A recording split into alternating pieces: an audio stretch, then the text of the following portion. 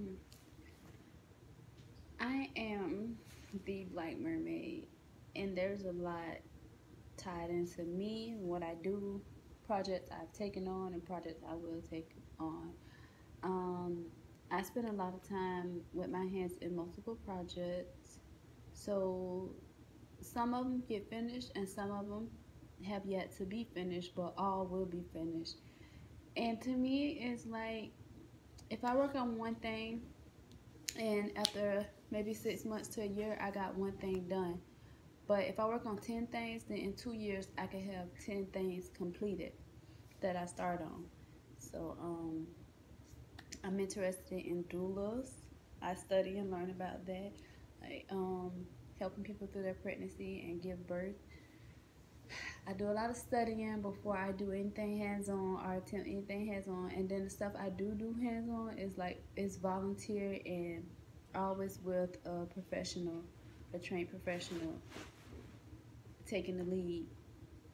I have no problem being I have no problem being a student in a lot of situations. Also, I have no problem being a teacher in the situations and lessons that I'm fluent in, that I know very well. Um, I study herbs, different plants and flowers and their benefits and healing properties or what have you. Um, I study astrology and astronomy, zodiac, stars, space. I study a lot to do with that. I study a lot of different mythologies, a lot of the different mythologies. The most I, the most one I study the most is the Egyptian mythology because I draw and kind of an obsession with Aset and everything about her, from her mate to her child, to just everything about that energy, anything about that energy. And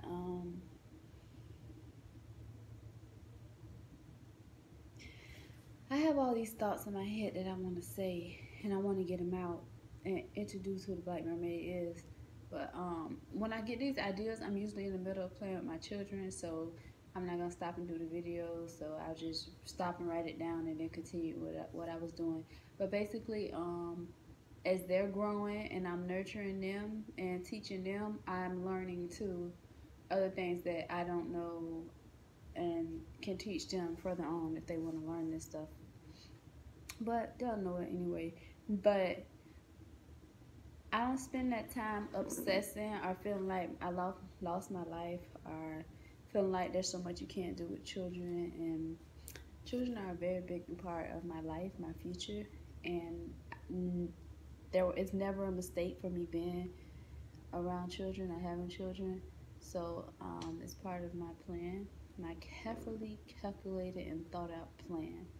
That sometimes I get never discouraged, but sometimes I get overwhelmed, not with my plan, but with outside things outside of my plan that I have to stop and cater to, or that stop and cry for my attention and I have to block it, or whatever, like negative stuff or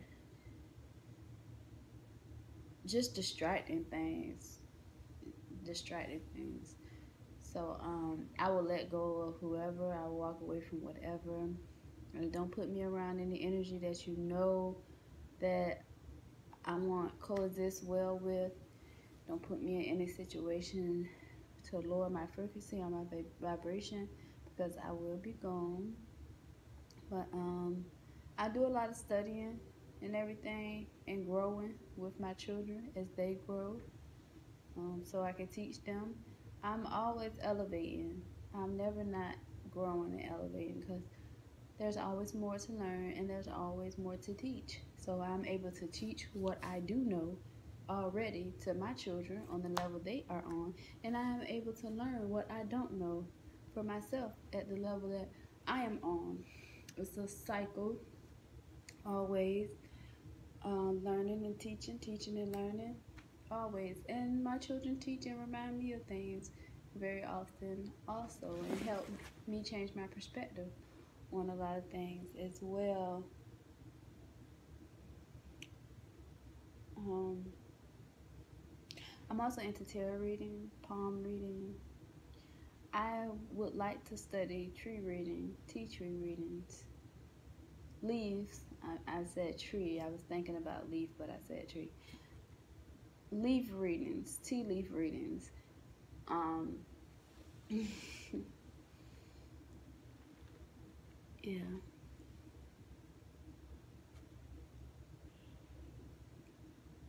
My research. I do a lot of research. I do a lot of meditation. So there's a lot of research from within and connected to the higher sources that connect directly to my being. And I do a lot of researching online as well. See, the thing about online is it's always somebody competing. Like, maybe you have someone that grows or raises animals. So they'll tell you, oh, the plants are hybrid or they're pesticides are sprayed on them, so don't eat them. They want you to eat more meat. But then you'll have someone who maybe grows and sells fruits and stuff like that, and they'll tell you that the meat is horrible, so they don't want you to eat the meat. Sometimes it's that as far as a competitive way in competition, and sometimes there's some truth to some of the things. But see, when you do your research online, you have to really decipher and see what is just another person's perception or what is just somebody else just throwing bad vibes towards the next person, or like competition, because there's so much stuff that is born from competition, and it's so much slander sometimes. So when you're online and you're researching, it's hard to see what to believe and what not to believe. And then some information just comes from people that are in an emotional place, speaking too much from emotions and not really like truth and logics. And there's only one truth. I don't care about that people says it's different people's truth or their truth and your truth. No, it's only one truth. It's only one truth. Because when you say something that's not true, the first time you say it or when you think it up, you know for a fact that it's not 100% true, and you feel that, but you still portray it like it's 100% true. But anyways, there's a lot of bullshit online, so I prefer the meditation. But there is a lot of information, and I use my discernment to see what is valuable and what isn't. Anyways, I do a lot of research when writing my book, because it's based on a true story and it's based on my life. But at the same time, I want to get my delivery correct and remember, see how detailed people are with punctuation, and just I like to see how other people's format, what approach they take in telling a story. So I read books for research, all types of research, and yeah, that's pretty much it.